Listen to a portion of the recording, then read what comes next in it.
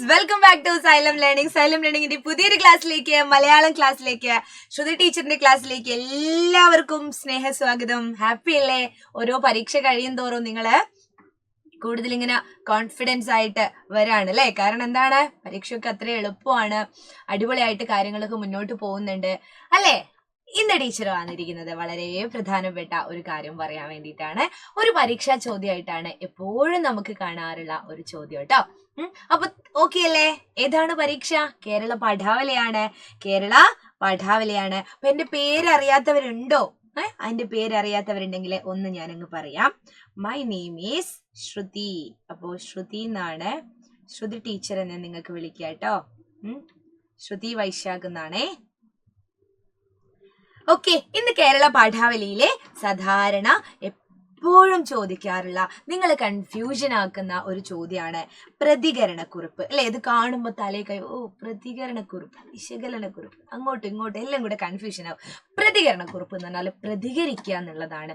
നിങ്ങളൊരു കാര്യം കാണുകയാണേ, ഇപ്പോ നിങ്ങൾ റോഡ് സൈഡില് ഒരാള് വേസ്റ്റ് ഒക്കെ ഇങ്ങനെ ഇടുന്നത് കാണുകയാണ്. ആ സമയത്ത് നിങ്ങൾ എന്ത് ചെയ്യും? ആ സമയത്ത് തീർച്ചയായിട്ടും നിങ്ങൾ പ്രതികരിക്കില്ലേ? മുതിർന്ന ആളാണെങ്കിൽ ചോദിക്കും, ഏട്ടാ ഇവിടെ അത് ഇടാൻ പാടില്ല കേട്ടോ, നോക്കിത് റോഡ് സൈഡ് അല്ലേ, പബ്ലിക് പ്ലേസ് അല്ലേ, ഇവിടെ ഇങ്ങനെ ഇടാൻ പാടുണ്ടോ എന്നൊക്കെ നല്ല രീതിയിലും ചിലപ്പോൾ ഷൗട്ട് ചെയ്തിട്ട് ഇതെന്താ നിങ്ങൾ കാണിക്കുന്നത് എന്നെങ്കിലും പറഞ്ഞിട്ട് നിങ്ങൾ എന്ത് ചെയ്യാറുണ്ട്? അതിനെതിരെ പ്രതികരിക്കാറുണ്ട്. അപ്പോൾ ഇവിടെ ഒരു ചിത്രം തരുമായിരിക്കും, ചിലപ്പോൾ ഒരു കവിത തരുമായിരിക്കും, 2 വരി, കവിതയുടെ കുറച്ച് വരി, രണ്ട് കവിതകൾ തന്നിട്ട് അതിന്റെ അത് വായിച്ചപ്പോൾ നിങ്ങൾക്ക് തോന്നിയ ഒരു പ്രതികരണം, അതാണ് നമ്മൾ എഴുതേണ്ടത്. അത്ര സിമ്പിൾ ആയിട്ട് അങ്ങനെ ചിന്തിച്ചാൽ മതി. അതല്ലേ പ്രതികരിക്കുക? പ്രതികരിക്കുക എന്ന് പറയുന്നത് അത് തന്നെയാണ്. അപ്പൊ ഒരു കാര്യം കാണുന്ന സമയത്ത് നിങ്ങൾ എങ്ങനെയാ പ്രതികരിക്കാന്ന്. അപ്പൊ ഇത് നമുക്ക് സമഗ്രയിലൊക്കെ വന്ന ഒരു ചോദ്യം നമുക്കൊന്ന് നോക്കാം. ഇത് നോക്കൂ.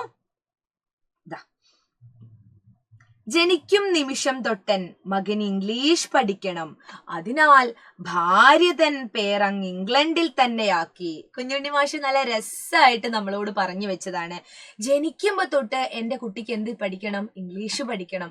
അതുകൊണ്ട് എന്റെ ഭാര്യയുടെ പ്രസവം അങ്ങ് ഇംഗ്ലണ്ടിലേക്കാക്കി. പ്രസവം അടക്കം അവിടെ നിന്നാണ്, ഇംഗ്ലണ്ടിലാവുമ്പോൾ ജനിച്ച് വീഴുന്ന സമയത്ത് തന്നെ കേട്ട് തുടങ്ങുന്നത് എന്താണ്? ഇംഗ്ലീഷ് ഭാഷയായിരിക്കും. ഇംഗ്ലീഷ് സംസാരിക്കണം. ഇംഗ്ലീഷ് ഭാഷയ്ക്ക് പ്രാധാന്യമുള്ള ഒരു കാലം അല്ലെ? നമ്മൾ മലയാളം ഇംഗ്ലീഷ് മീഡിയത്തിലാണോ മലയാളം മീഡിയത്തിലാണോ അല്ലെ CBSE ആണോ സ്റ്റേറ്റ് ആണോ എന്നൊക്കെ ചോദിച്ച് നമ്മളെ കുഴക്കാറുണ്ട് ആളുകൾ അല്ലെ? മലയാളത്തോട് ഒരു തരം അവജ്ഞത, ഒരു പുച്ഛം അല്ലെ? എനിക്ക് മലയാളം എഴുതാനും വായിക്കാനും അറിയില്ല എന്ന് പറയുന്ന ഒരു കാലം, ഒരു പൊങ്ങച്ചത്തോടെ കാണുന്ന ഒരു കാലത്തിലൂടെയാണ് നമ്മൾ ജീവിക്കുന്നത്. ആ സമയത്ത് കുഞ്ഞുണ്ണി മാഷ് ഈ പറഞ്ഞത് അല്ലെ, ജനിക്കും തൊട്ടൻ മകൻ ഇംഗ്ലീഷ് പഠിക്കാൻ എവിടെയാണ്, എന്റെ ഭാര്യയുടെ പ്രസവം അങ്ങ് ഇംഗ്ലണ്ടിലേക്ക് ആക്കി എന്ന് പറയാണ് അല്ലെ? ഇത് നോക്കൂ, ഒരു പ്രായമുള്ള ആളാന്ന് കണ്ടിട്ട് തോന്നുന്നുണ്ട് അല്ലെ? അദ്ദേഹം പറയുകയാണെ, കാണുന്നുണ്ടോ നിങ്ങള്? എന്താ പറയുന്നത്? മോനെ, ഈ ജില്ലാ ആശുപത്രിയിലേക്കുള്ള വഴി ഏതാ? മോനെ, ഈ ജില്ലാ ആശുപത്രിയിലേക്കുള്ള വഴി ഏതാ എന്ന് ചോദിക്കുകയാണ്. അപ്പൊ ഒരു കുട്ടിയാണ്, തീർച്ചയായും നിങ്ങളെ പോലെയുള്ള ഒരു കുട്ടിയാണ് അല്ലെ? ആ കുട്ടി വഴി പറഞ്ഞു കൊടുക്കുകയാണ്. സ്ട്രെയിറ്റ് പോയി സെക്കൻഡ് ലെഫ്റ്റ് എടുത്താൽ കാണുന്ന മിൽമ ബൂത്തിന്റെ ഓപ്പോസിറ്റ് ആണ് ജില്ലാ ആശുപത്രി.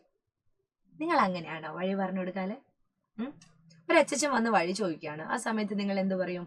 റൈറ്റും ലെഫ്റ്റും, ഇടത് വലത് എന്നുള്ളത് നിങ്ങൾക്ക് മാറിപ്പോവുമെങ്കിൽ ചിലപ്പോ അങ്ങനെ തന്നെ പറയായിരിക്കും അല്ലെ? ആ മിൽമ ബൂത്തിന്റെ ഓപ്പോസിറ്റ് ആണ്. ഓപ്പോസിറ്റ് എന്ന് പറഞ്ഞാലും ചിലപ്പോൾ മനസ്സിലായിരിക്കും. ചിലപ്പോൾ പ്രായമുള്ള ഒരാൾക്കാണെങ്കിൽ, എല്ലാവർക്കും അല്ല കേട്ടോ, ചിലർക്ക് അത് നിങ്ങൾ ഇംഗ്ലീഷിൽ പറയുന്നത് അല്ലെ മംഗ്ലീഷിൽ പറയുന്നത് മനസ്സിലാവണമെന്നില്ല അല്ലെ? ഇവിടെയും കാണുന്നത് എന്താണ്? ഒരു ഇംഗ്ലീഷ്, ആംഗലേയ ഭാഷയുടെ ഒരു ആധിക്യമാണ്. നമ്മുടെ സംസാരത്തിലെല്ലാം എന്ത് വരാറുണ്ട്? എപ്പോഴും ഇംഗ്ലീഷ് കടന്നു വരാറുണ്ട്. ഇംഗ്ലീഷ് എന്ന് പറയുന്നത് വളരെ ആവശ്യമുള്ളത് തന്നെയാണ്. ഇന്നത്തെ കാലത്ത് നമ്മൾ എവിടെ ഒരു ഇന്റർവ്യൂവിന് പോയാലും അല്ലെ, എന്ത് പഠിക്കാൻ പോവുകയാണെങ്കിലും ഇംഗ്ലീഷ് അറിയാത്തതിന്റെ ഒരു പ്രശ്നം പലർക്കും ഉണ്ട്. പക്ഷേ നമ്മൾ എന്ത് ചെയ്യണം? ഇംഗ്ലീഷ് പഠിക്കുന്നതിനോടൊപ്പം നമ്മുടെ ഏറ്റവും മധുരമുള്ള നമ്മുടെ ഭാഷയായ മലയാളത്തെ നമ്മൾ എന്ത് ചെയ്യണം? നെഞ്ചോട് ചേർക്കണ്ടേ? അപ്പോൾ ഇതിനെതിരെയാണ് നിങ്ങൾ പ്രതികരിക്കേണ്ടത്. കുഞ്ഞുണ്ണി മാഷിന്റെ വരികളും 2 വഴിയാത്രികർ തമ്മിലുള്ള സംഭാഷണവും വായിച്ചല്ലോ. മലയാള പദങ്ങൾ ഉപയോഗിക്കാനാവുന്ന സന്ദർഭങ്ങളിൽ പോലും ഇംഗ്ലീഷ് പ്രവണത കൂടി വരുന്നില്ലേ? ഇതിനെതിരെയാണ് നമ്മൾ പ്രതികരിക്കേണ്ടത്. കുറച്ചധികം എഴുതാം, പക്ഷെ നിങ്ങൾക്ക് വേണ്ട ഒരുപാട് തരുന്ന സമയത്ത് എന്തുണ്ടാവാറുണ്ട്, ഇത് കാണുമ്പോ തന്നെ അയ്യോ എങ്ങനെയാ ഇത് ഇത്രയും പഠിച്ചെഴുതാന്ന്. പഠിച്ചൊന്നും എഴുതണ്ട കേട്ടോ, സിമ്പിൾ ആയിട്ട് ടീച്ചർ പറഞ്ഞ പോയിന്റ് ഒക്കെ അങ്ങ് എഴുതിയാൽ മതി. അപ്പൊ ഇതിന്റെ ഒരു പ്രതികരണ കുറിപ്പ് നമുക്കൊന്ന് നോക്കാം. ഞാനിപ്പോ എനിക്ക് നമ്മുടെ വള്ളത്തോളിന്റെ വരികൾ ഓർമ്മ വന്നതുകൊണ്ട് അത് എഴുതിയതാണ്.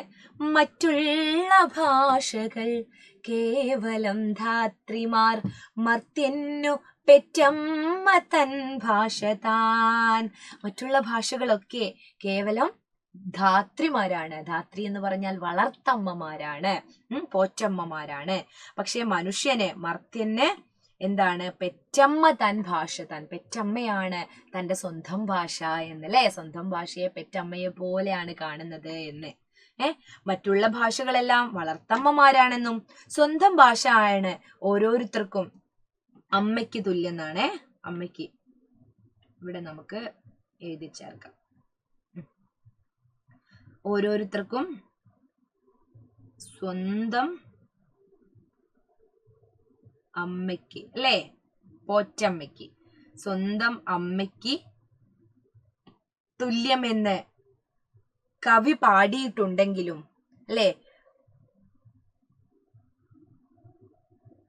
പെറ്റമ്മയെ പോലുള്ള സ്വന്തം ഭാഷയെ മറന്ന് മറ്റുള്ള ഭാഷകൾ അല്ലെ, പ്രത്യേകിച്ചും ഇവിടെ ഒരു കോമയിടാം, പ്രത്യേകിച്ചും ഇംഗ്ലീഷ് ഭാഷയ്ക്ക് പുറകെ പോകുന്ന ഒരു തലമുറയാണ് നമുക്കിന്ന് കാണാൻ കഴിയുന്നത്. സത്യല്ലേ?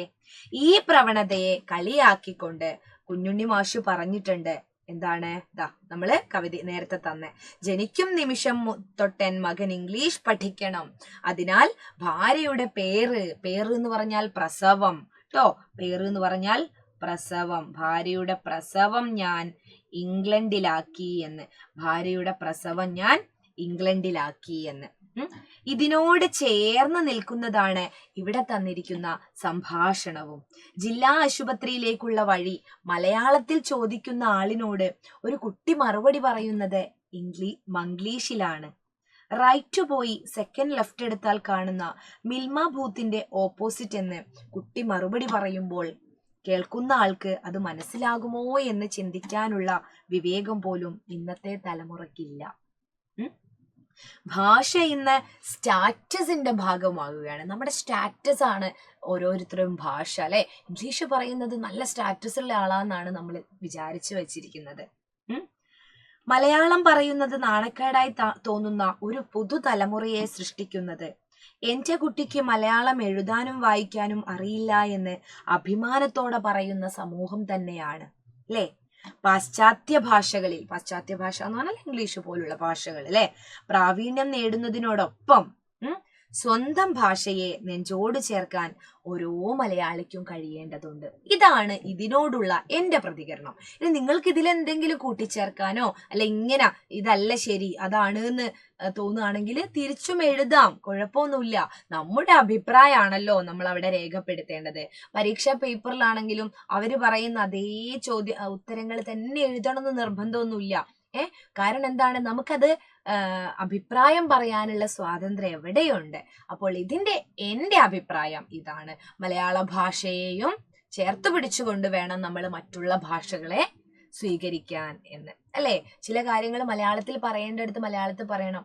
എനിക്ക് പ്രായമുള്ള ആളുകളെ കാണുന്ന സമയത്ത് അവർക്ക് എങ്ങനെ മനസ്സിലാകുമോ അങ്ങനെ പറയാനാണ് എനിക്ക് തോന്നാറ് അല്ലെ. എനിക്ക് നിങ്ങളോട് പറയാനുള്ളത് അങ്ങനെയാണ്. നാട്ടിൻപുറത്തായാലും എവിടെ ആയാലും ചിലപ്പോൾ നിങ്ങളുടെ മുത്തശ്ശന്മാർക്കും മുത്തശ്ശിമാർക്കും ഒന്നും എന്ത് ചെയ്യണമെന്നില്ല, നിങ്ങളെപ്പോലെ ഇംഗ്ലീഷ് ഭാഷയിൽ അത്ര പ്രാവീണ്യം ഉണ്ടാവണമെന്നില്ല.